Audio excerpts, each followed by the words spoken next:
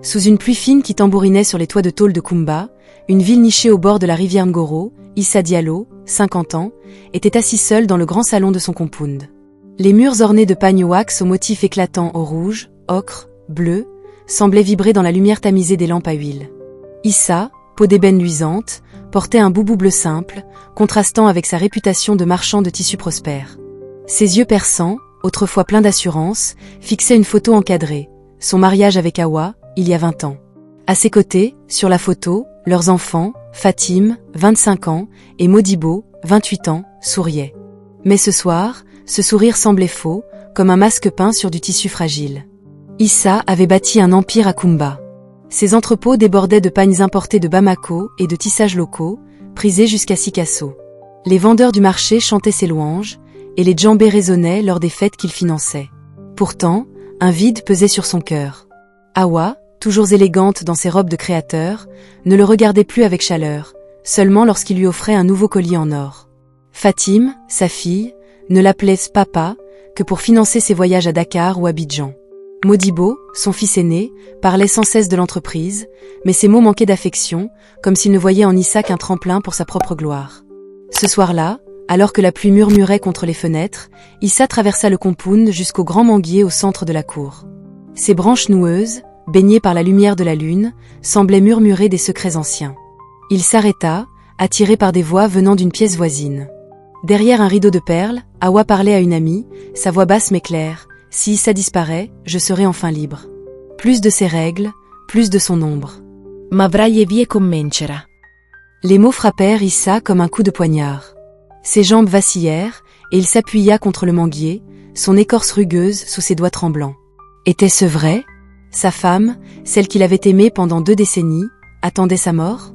Et ses enfants, l'aimaient-ils vraiment, ou n'était-il qu'un sac d'argent à leurs yeux? La pluie s'intensifia, et un grondement de tonnerre fit écho à sa douleur. Issa rentra, le cœur lourd, et s'enferma dans son bureau. Les souvenirs de sa vie défilaient. Les rires d'Awa lors de leur mariage, les jeux de Fatim enfant, les discussions avec Modibo sur l'avenir de l'entreprise. Tout cela semblait-il faux? Il ne pouvait vivre avec ce doute. Une idée folle germa dans son esprit, il devait savoir la vérité, même au prix de tout. Il décrocha son téléphone et appela Samba, son chauffeur et ami d'enfance. Samba, un homme robuste à la peau brun foncé, avait grandi avec Issa dans les ruelles poussiéreuses de Kumba. Il était plus qu'un employé, il connaissait les joies et les peines d'Issa, toujours fidèle. Quand Samba arriva, son boubou trempé par la pluie, Issa ferma la porte et baissa la voix. « Samba, je veux que tu m'aides à simuler ma mort. » Les yeux de Samba s'écarquillèrent. « Issa, tu es sérieux ?» Issa hocha la tête, les mains tremblantes. « Je veux voir qui ils sont vraiment. S'ils pleurent pour moi ou s'ils célèbrent mon départ. » Samba resta silencieux, son visage marqué par l'inquiétude.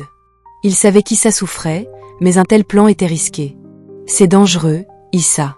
Si quelqu'un découvre la vérité. » Issa l'interrompit, les yeux brillants. « Je préfère mourir d'une fausse mort que vivre une fausse vie. » Ces mots touchèrent Samba. Après un long silence, il acquiesça. « D'accord, Issa. Mais il nous faut un plan parfait. » Le lendemain, Issa rendit visite à Cheikh, un marabout respecté de Kumba, connu pour sa discrétion et sa sagesse.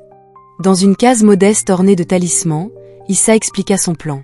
Cheikh, un vieil homme aux cheveux gris, ajusta ses lunettes, choqué. « Issa, c'est une demande grave. » « Pourquoi ?» Issa raconta les mots d'Awa, sa voix tremblante. Cheikh soupira, hochant la tête. « Très bien. Je t'aiderai, mais sois prudent. Les esprits de Kumba n'aiment pas les jeux avec la vérité. » Issa sentit un frisson, mais sa détermination l'emporta. Sous le manguier sacré, il jura de découvrir la vérité, quoi qu'il en coûte. Abonnez-vous pour découvrir la suite de cette saga émouvante.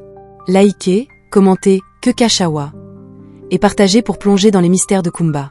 La pluie avait cessé à Kumba, mais un ciel gris pesait sur la ville, comme si la rivière Ngoro retenait son souffle. Issa Diallo, vêtu d'un boubou blanc, mettait en œuvre son plan audacieux. Avec Samba et Cheikh, il avait orchestré une fausse mort méticuleuse. Cheikh rédigea un certificat de décès citant une crise cardiaque soudaine, crédible après une ancienne alerte médicale d'Issa. Samba, fidèle, organisa un transfert secret vers une maison isolée au bord de la rivière Ngoro, cachée par des manguiers et des roseaux. Issa installa des caméras cachées dans le compound, dans le salon, les chambres, même sous le grand manguier. Chaque recoin de sa vie serait scruté pour révéler la vérité. La nouvelle de la mort d'Issa éclata comme un coup de tonnerre à Kumba. Les vendeurs du marché, leurs pagnes éclatants ternis par le choc, murmuraient des prières. Les djembés, d'ordinaire joyeux, restaient silencieux. Les radios locales diffusaient des hommages, et les réseaux sociaux débordaient de messages. Issa Diallo, le roi des tissus, nous a quittés. Une cérémonie de prière fut organisée au compound, attirant commerçants, voisins et dignitaires. Awa, vêtue d'un pagne noir de deuil, se tenait au centre, un mouchoir à la main, essuyant des larmes que les caméras ne voyaient pas dans ses yeux. Fatim, en robe sombre, baissait la tête, jouant la fille éplorée. Modibo, sérieux dans son boubou gris, accueillait les invités, mais ses regards nerveux trahissaient son impatience. Dans sa cachette, une case simple éclairée par une lampe à pétrole, Issa observait les écrans des caméras avec Samba et Sheikh. Les images étaient cruelles. À peine la cérémonie terminée, Awa se retira dans sa chambre, ôta son pagne noir et enfila une robe rouge éclatante. Devant un miroir, elle appliqua du rouge à lèvres, un sourire furtif sur les lèvres. « Enfin libre », murmura-t-elle, décrochant son téléphone pour appeler Bakary, un associé d'Issa. « Viens ce soir, on fête ça », dit-elle, riant doucement. Issa, les mains tremblantes, sentit son cœur se fissurer. Samba posa une main sur son épaule. « Issa, tu veux arrêter ?» Issa serra les dents. Non. Je dois voir jusqu'au bout. Les caméras captèrent Fatim dans sa chambre, parcourant un site en ligne. Elle mit en vente un pagne rare, un tissu que Issa avait ramené d'un voyage à Gao, un héritage familial. « Ça vaut des millions de francs », dit-elle à une amie au téléphone, riant. « Papa est parti, autant en profiter. » Elle réserva un billet pour Abidjan, planifiant une virée shopping. Issa, les yeux humides, murmura « Ma fille ». Chaque mot était un coup. Modibo, lui, était dans le bureau d'Issa, fouillant des dossiers. Il appela un avocat, la voix froide. « Quand peut-on lire le testament ? Je veux prendre l'entreprise maintenant. » Il parlait d'Issa comme d'un obstacle, sans une once de chagrin. Sheikh, observant les écrans, secoua la tête. Le manguier voit les cœurs, Issa. Ils murmurent leur vérité. Issa leva les yeux vers une petite fenêtre, où les branches du manguier sacré semblaient danser dans le vent. Une brise étrange, presque mystique, portait une odeur de terre humide. « Je croyais les connaître », murmura Issa, la voix brisée. Samba, fidèle, resta silencieux, mais son regard parlait pour lui, il souffrait pour son ami. Les images continuaient. Awa reçut Bakary dans une aile isolée du compound, loin des regards. Ils trinquèrent avec du bissap, riant. « Avec Modibo à la tête, on contrôlera tout », dit Bakary. Awa acquiesça, ses yeux brillants. « L'entreprise, l'argent, tout sera à nous. » Issa éteignit l'écran, incapable d'en supporter davantage. « Ils m'ont déjà oublié », dit-il, la voix tremblante. Sheikh, ajustant ses lunettes, parla doucement. « La vérité est dure, mais elle est nécessaire. Le manguier te guide. » Issa hocha la tête, mais la douleur était insupportable. Il se souvenait des moments où Awa dansait avec lui sous les étoiles, où Fatim l'embrassait enfant, où Modibo rêvait de succéder à son père. Était-ce tout faux ? Il serra les poings, déterminé. « Je vais jusqu'au bout », dit-il à Samba et Sheikh. La vérité, aussi cruelle soit-elle, devait éclater. Sous un ciel lourd de Kumba, la rivière Ngoro scintillait d'un éclat trouble, comme si elle reflétait les secrets de la ville. Dans sa cachette isolée, une case en banco entourée de roseaux, Issa Diallo, scrutait les écrans des caméras cachées installées dans son compound. Son boubou blanc, taché de sueur, trahissait l'angoisse qui le rongeait.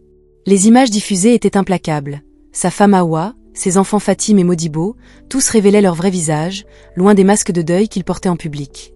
Samba, son fidèle chauffeur, était à ses côtés, son regard sombre reflétant la douleur d'Issa. Sheikh, le marabout, murmurait des prières, un chapelet entre ses doigts, tandis que les branches du manguier sacré, visibles par la fenêtre, semblaient frémir dans un vent invisible. Les caméras montraient Awa, dans une aile discrète du compound, riant avec Bakary, un associé d'Issa à la peau brun foncé, vêtu d'un boubou coûteux. Ils buvaient du bissap, leur verre tintant dans une célébration secrète. « Avec toi et Modibo, on prendra tout », dit Awa, ses yeux brillants d'une ambition froide. « L'entreprise, les entrepôts, l'argent, plus rien ne nous arrêtera. » Bakary hocha la tête, un sourire calculateur aux lèvres. « Modibo est prêt à vendre les parts. On détournera les fonds avant que quiconque s'en rende compte. » Issa, dans sa case, serra les poings, ses ongles s'enfonçant dans ses paumes. Ma femme, mon associé, murmura-t-il, la voix brisée. Samba posa une main sur son épaule. Issa, c'est dur, mais tu devais savoir. Sur un autre écran, Fatim était dans sa chambre, entourée de pagnes précieux qu'Issa avait collectionnés pendant des décennies. Elle les photographiait, les mettant en vente en ligne. Ce tissu vaut des millions, dit-elle à une amie au téléphone, riant. Pourquoi garder ça? Papa est parti, autant en profiter. Elle réservait un vol pour Bamako, planifiant une virée dans les boutiques de luxe. Chaque mot, chaque rire, était une blessure pour Issa. Il se souvenait de Fatim enfant, courant dans le marché de Kumba, ses tresses dansant sous le soleil. Était-ce la même fille? Modibo, lui, était dans le bureau d'Issa, parlant à un commerçant véreux. Je veux vendre la moitié des entrepôts, dit-il, la voix froide. L'entreprise est à moi maintenant. Il n'évoquait jamais Issa avec amour, seulement comme un obstacle écarté. Sheikh, observant les écrans, leva les yeux vers Issa. Le manguier sacré voit leur cœur, Issa. Ils murmurent leur vérité. Écoute-le. Issa se tourna vers la fenêtre, où les branches du manguier semblaient s'agiter, malgré l'absence de vent. Une odeur de mangue mûre et de terre humide emplit l'air, comme un message mystique. Je croyais les aimer, murmura Issa, les yeux humides. Mais ils ne m'ont jamais aimé. Samba, fidèle, resta silencieux, mais son regard parlait, il souffrait avec son ami. Les images continuaient. Awa et Bakari planifiaient une fête privée, loin des regards de Kumba. On célébrera quand le testament sera lu, dit Awa, riant. Modibo fera ce que je veux, et Fatim est trop occupé à dépenser. Issa sentit une colère froide monter en lui. Sa famille, son empire, tout ce qu'il avait construit semblait n'être qu'un jeu pour eux. Sheikh, sentant une présence, murmura, le manguier te guide, Issa. Il te montre la vérité, mais il te demande aussi du courage. Issa hocha la tête, les yeux fixés sur les écrans. Il repensait au moment où Awa dansait avec lui sous les étoiles, où Fatim l'appelait « papa », où Modibo promettait de perpétuer son héritage. Tout cela était-il un mensonge? Il serra un petit talisman que Sheikh lui avait donné, un morceau d'écorce de manguier gravé d'un symbole ancien. « Je dois continuer », dit-il à Samba et Sheikh, la voix ferme. « Je veux voir jusqu'où ils iront. » Samba acquiesça, mais son visage trahissait l'inquiétude. « Issa, la vérité est cruelle. Es-tu prêt ?» Issa ne répondit pas, mais ses yeux brûlaient de détermination. Sous le manguier sacré, il sentait une force nouvelle, comme si l'arbre lui murmurait de tenir bon. Les rues de Kumba vibraient sous un soleil brûlant, mais dans le compound d'Issa Diallo, l'atmosphère était lourde. Une grande cérémonie de prière était organisée pour honorer la mémoire d'Issa, une semaine après sa fausse mort. Des djembés résonnaient doucement, des bougies vacillaient, et des habitants de Kumba, vêtus de pagnes colorées, se rassemblaient pour rendre hommage au marchand bien-aimé. Awa, en pagne noire, jouait la veuve éplorée, essuyant des larmes absentes. Fatim baissait la tête, ses tresses ornées de perles scintillant sous la lumière. Modibo, 28 ans, accueillait les invités, son boubou gris impeccablement repassé, mais ses yeux brillaient d'impatience. Dans sa cachette près de la rivière Ngoro, Issa observait tout sur les écrans, son cœur battant à la fois de colère et de chagrin. Samba et Sheikh, à ses côtés, sentaient la tension monter. Les caméras cachées révélaient une vérité amère. Après la cérémonie, Awa se retira dans une salle isolée du compound, où Bakari l'attendait avec un sourire complice. Ils organisèrent une fête secrète, loin des regards. Des verres de bissap scintillaient, et un petit groupe d'amis triés sur le volet riait sous des guirlandes de wax. « À la liberté !» lança Awa, levant son verre, sa robe rouge éclatante contrastant avec son pagne de deuil. Bakari rit. Avec Modibo à la tête, on détournera les fonds en un rien de temps. Issa, dans sa case, sentit son sang se glacer. Sa femme ne pleurait pas sa mort, elle la fêtait. Samba murmura, « Issa, c'est trop. Arrête ça. » Mais Issa secoua la tête. « Non, je dois tout voir. » Fatim, de son côté, passait ses journées sur son téléphone, vendant d'autres trésors d'Issa. Un pagne ancestral, un collier offert par sa grand-mère. « Ça paiera mon voyage à Abidjan », dit-elle à une amie, riant. Sur les réseaux sociaux, elle postait des photos en noir et blanc d'Issa, avec des légendes comme « Repose en paix, papa », suivies de cœurs brisés. Mais dans l'intimité, elle réservait des hôtels de luxe. Modibo, lui, rencontrait un avocat dans un café de Kumba, pressant pour accélérer la lecture du testament. « L'entreprise est à moi », insista-t-il, la voix dure. « Papa aurait voulu ça. » L'avocat, un vieil homme prudent, fronça les sourcils. Modibo, c'est trop tôt. Mais Modibo tapa du poing. Faites-le, ou je trouve quelqu'un d'autre. Dans la case, Sheikh murmura à Issa, le manguier t'a montré leur cœur. Que vas-tu faire? Issa, les yeux fixés sur les écrans, sentit une force nouvelle. Le manguier sacré, dont les branches dansaient dans ses rêves, semblait l'appeler. Il rédigea un nouveau testament, excluant Hawa, Fatim et Modibo. Ils ne toucheront rien, dit-il à Samba et Sheikh, la voix ferme. Samba, inquiet, demanda, et si tu te trompes? S'il t'aime encore? Issa secoua la tête. Le manguier ne ment pas. Sheikh hocha la tête, posant un talisman sur la table. Prépare-toi, Issa. La vérité demande du courage. Issa planifia son retour. Il choisit la cérémonie de prière comme moment pour réapparaître, décidé à confronter sa famille devant Kumba. Samba ajusta son boubou, nerveux. Issa, sois prudent. Ils seront choqués. Sheikh ajouta, les esprits du manguier te protègent, mais le cœur humain est imprévisible. Issa acquiesça, serrant le talisman. Il repensait aux nuits où Hawa l'embrassait, aux rires de Fatim, aux ambitions partagées avec Modibo. Tout cela était-il un mensonge? Sous le manguier sacré, il murmura une prière, demandant la force de faire face à la vérité. La cérémonie approchait, et avec elle, le moment où les masques tomberaient. Le soleil déclinait sur Kumba, baignant le compound d'Issa Diallo d'une lueur dorée. La grande cérémonie de prière pour la mort d'Issa battait son plein. Les djembés résonnaient doucement, les bougies vacillaient, et les habitants de Kumba, vêtus de pagnes wax aux motifs éclatants, murmuraient des prières pour le marchand bien-aimé. En pagne noire, jouait la veuve éplorée, un mouchoir pressé contre son visage, mais ses yeux restaient secs. Fatim baissait la tête, ses tresses ornées de perles scintillants, feignant le chagrin. Modibo, en boubou gris, accueillait les invités avec un sourire crispé, ses pensées déjà tournées vers l'héritage. Dans sa cachette près de la rivière Ngoro, Issa, peau d'ébène luisante sous un boubou blanc, observait les écrans des caméras cachées, le cœur battant. Samba, son chauffeur fidèle, et Sheikh, le marabout, étaient à ses côtés, sentant le moment crucial approcher. Sous le manguier sacré, visible par la fenêtre, les branches semblaient frémir, comme impatientes. Issa avait tout préparé. Les images des caméras, Hawa fêtant avec Bakari, Fatim vendant ses trésors, Modibo complotant pour l'entreprise, étaient prêtes à être projetées. Il serra le talisman d'écorce de manguier que Sheikh lui avait donné, murmurant une prière. Aujourd'hui, ils verront la vérité, dit-il, la voix ferme. Samba, nerveux, ajusta son boubou. Issa, sois prudent. Kumba parlera de ça pendant des années. Sheikh hocha la tête. Le manguier te guide, mais le cœur humain est fragile. Issa acquiesca, determine. Il enfila un boubou blanc éclatant, symbole de pureté, et partit pour le compound.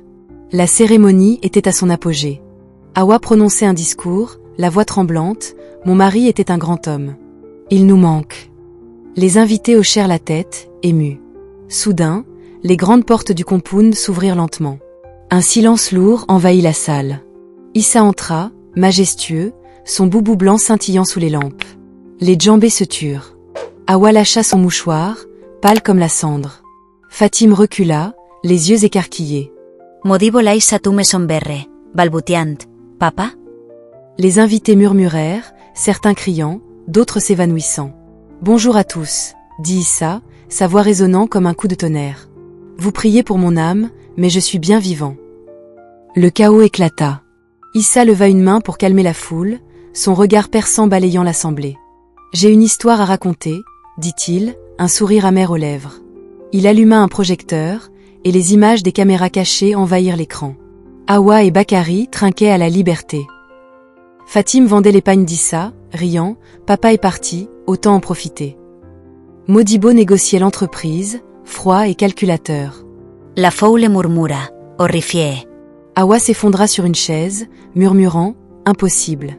Fatim pleura, cachant son visage. Modibo serra les poings, incapable de parler. Issa continua, sa voix ferme, vous m'avez enterré vivant. Ma femme a fêté ma mort. Ma fille a vendu mes souvenirs. Mon fils a volé mon héritage. Vous n'êtes plus ma famille. Les invités, choqués, criaient des insultes à Hawa, Fatim et Modibo. Issa se tourna vers eux. Merci d'être venus, mais cette cérémonie est terminée. Les gens partirent, jetant des regards dégoûtés à la famille. Hawa tenta de s'approcher. Issa, je peux expliquer. Il l'arrêta d'un geste. Pas un mot. Vous aurez ce que vous méritez. Fatim sanglota. Papa, pardon. Modibo, furieux, cria, tu regretteras ça. Issa les ignora, quittant la salle avec Samba et Sheikh. Dehors, sous le manguier sacré, il respira profondément. La vérité était nue, cruelle, mais libératrice. Kumba bruissait déjà de rumeurs, et les journaux titraient « Le retour d'Issa Diallo révèle la trahison de sa famille ». Issa, blessé mais résolu, murmura au manguier « Merci de m'avoir montré la voie ». Les rues de Kumba, d'ordinaire vibrantes de djembé et de rire, semblaient étouffées par le scandale. Hawa, Fatim et Modibo, chassés du compound d'Issa, s'installèrent dans un logement modeste à la périphérie de la ville. Les murs de banco fissurés, les néons vacillants et l'odeur de moisi contrastaient avec le luxe qu'ils avaient connu. Hawa, autrefois reine en pagne de créateur, portait une robe simple, ses yeux ternes fixant le vide. Elle tenta de contacter Bakari, son amant et complice, mais il l'ignora. « Tu n'as plus rien à offrir », dit-il froidement avant de raccrocher. Hawa s'effondra en sanglots, seule dans sa chambre. Les journaux de Kumba moquaient la « veuve traîtresse », et ses anciens amis de la haute société tournaient le dos à celle qui avait dansé sur la tombe d'Issa. Fatim vendait ses bijoux pour payer le loyer. Ses tresses, jadis ornées de perles coûteuses, pendaient sans éclat. Elle passait ses journées à regarder ses anciennes photos sur les réseaux sociaux, où elle posait avec des sacs de luxe. La nuit s'était installée sur Almadi, enveloppant la villa de Samba Ndiaye d'un silence apaisant à 8h30 du soir WAT, dans le salon aux murs ornés de masques traditionnels sénégalais et de tapis tissés à la main, la lumière douce des lampes en céramique projetait des ombres dansantes sur le cuir du canapé où Fatim Diouf était assise. Ses doigts, encore rugueux, jouaient nerveusement avec un fil de sa robe déchirée, tandis que ses yeux fixaient le sol, évitant le regard de Samba. Les rires étouffés de Mamadou et Aïssatou, endormis dans la chambre d'amis, contrastaient avec la tension qui pesait entre eux. Samba, vêtu de son boubou gris désormais froissé, s'était installé en face d'elle, son visage marqué par une patience qu'il peinait à maintenir. « Fatim, dit-il doucement, brisant le silence, tu disais que c'était une longue histoire. Je veux l'entendre. » Elle releva les yeux, un mélange de honte et de défi dans son regard. « Pourquoi ?» murmura-t-elle. « Pour que tu me plaignes encore plus. » Il secoua la tête, ses mains jointes devant lui. « Non. Parce que je veux comprendre. Parce que je te connais, même si c'était il y a longtemps. » Elle soupira, un son rauque qui semblait porter des années de douleur, et se lança. « Tout a commencé avec Issa, » commença-t-elle, sa voix tremblante comme si les mots étaient lourds à porter. « Il avait 25 ans quand je l'ai rencontré, à une fête à Grand Yoff. Il était différent, charismatique, avec ce sourire qui te faisait croire qu'il pouvait changer le monde. Il me parlait d'un futur ensemble, une maison avec un jardin, des enfants qui couraient partout, une vie loin des luttes de la Médina Point. Tout est fini, murmura-t-elle, pleurant. Elle chercha du travail, mais sans compétence, elle échoua. Modibo, furieux, tenta de récupérer l'entreprise en rencontrant des avocats. « Votre père est vivant, et vos trahisons sont publiques », lui dit l'un d'eux, refusant de l'aider. Kumba parlait d'Amadou comme du nouvel espoir, tandis que la famille d'Issa sombrait dans l'ombre.